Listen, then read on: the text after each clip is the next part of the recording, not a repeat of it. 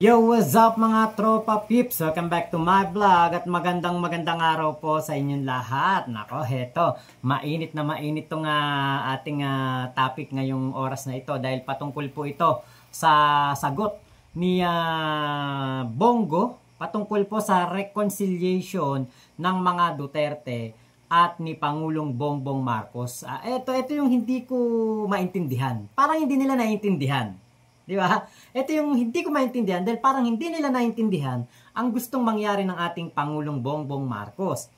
Ang ating Pangulong Bongbong Marcos, di ba, ang sabi nga niya ay handa siyang makipagbati, makipagkasundo sa mga Duterte at sa lahat ng tao na hindi niya kasundo sa polisiya, sa paniniwala o baka sa mga kanyang ginagawa na pagtatrabaho.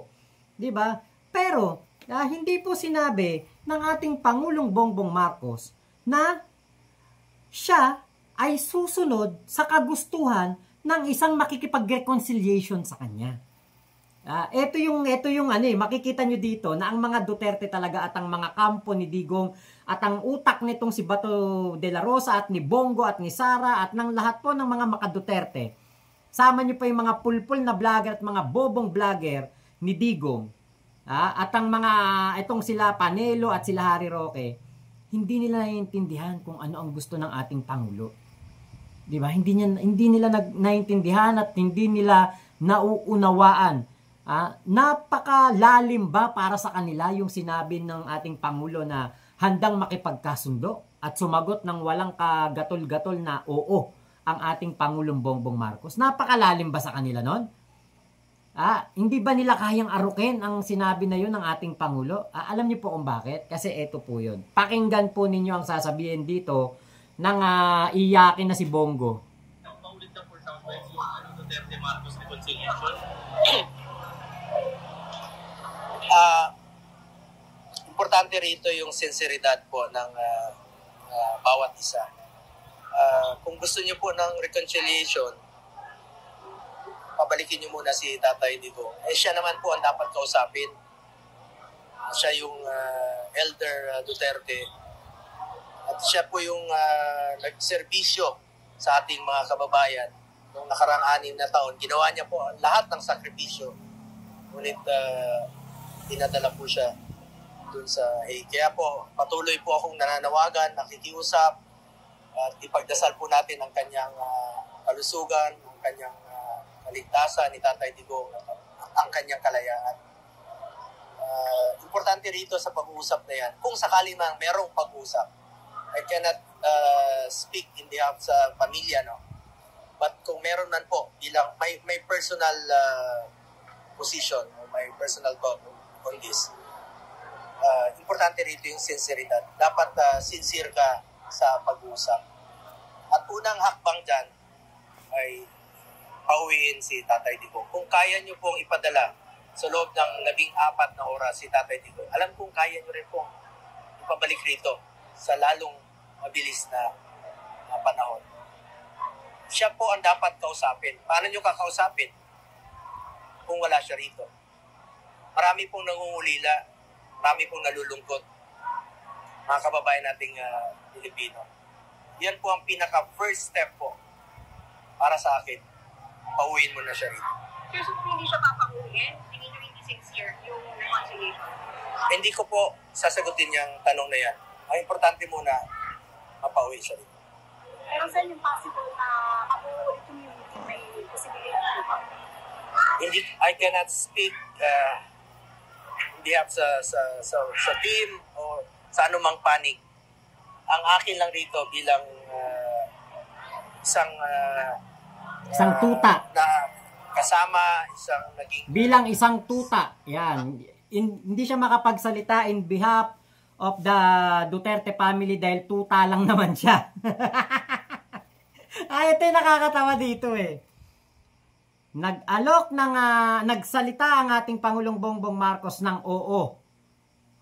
Nung tinanong siya ni Katunying, kung handa ba si PBBM na makipagbate, makipagkasundo sa mga Duterte. Ang ibabanat kagad ng isang senador, ito, top-notcher na senador to ngayong 2025, mukhang lutang pa. Mukhang nanlalaki pa ulo. sa pagkapanalo niya, hindi niya yata naiintindihan ang mensahe ng Pangulo. 'Di ba? Kasi ako gets na gets ko eh.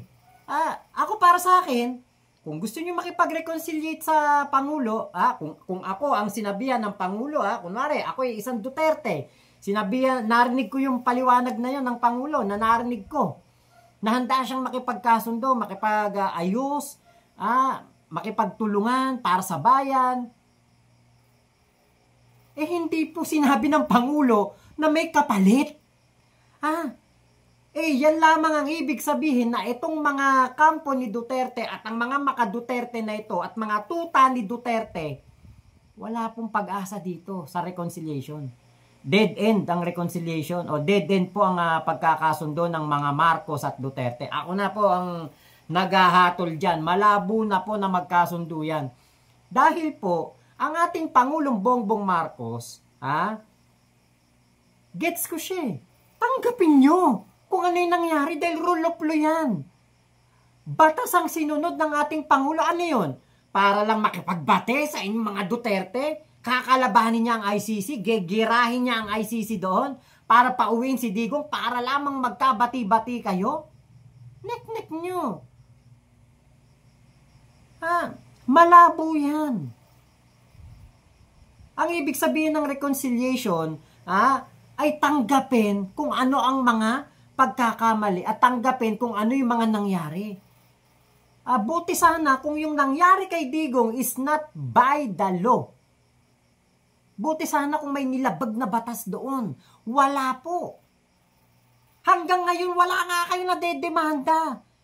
Between General Torre, DOJ Secretary, DILG Secretary, at sa ating PNP Chief Marbil, hindi nyo nga na dedemanda. Dahil kahit sa inyong sarili, alam nyo na tama lang ang ginawa ng mga tauhan ng Pangulo. Tama lang si PBBM sa kanyang ginawa. Kaya po, ako'y takang-taka.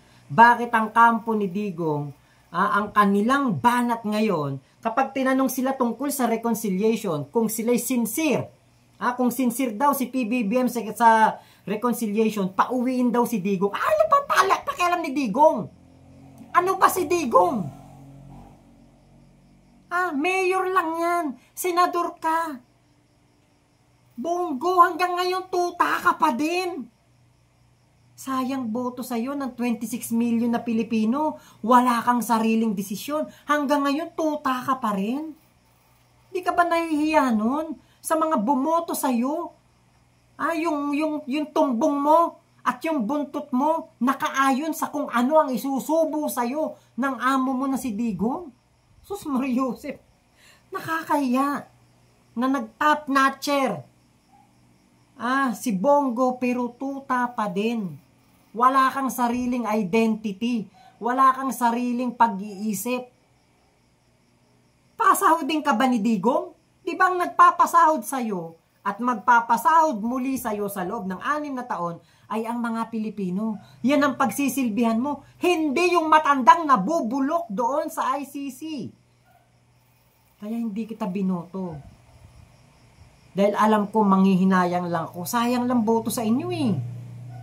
Nauto nyo ako nung 2019 pero ngayon hindi na. Wag na lang. Malabo na magkaroon ng sariling identity to ng mga taon to. Magkaroon ng sariling desisyon sa buhay. Laging nakadepende sa desisyon ni Digong at ni Sara Duterte itong mga tuta na to. Nakakadismaya po kayo. Wala kay sariling utak. Ewan ko lang kung may may hangover pa ba kayo ng pagkapanalo nyo? Laking-laki yung ulo nyo dahil nauto nyo yung 26 million na Pilipinong bumoto sa inyo. Kaya ganyan ang inyong mga sinasabi. Hindi nyo ba gets yun? Di ba dapat? Senador ka.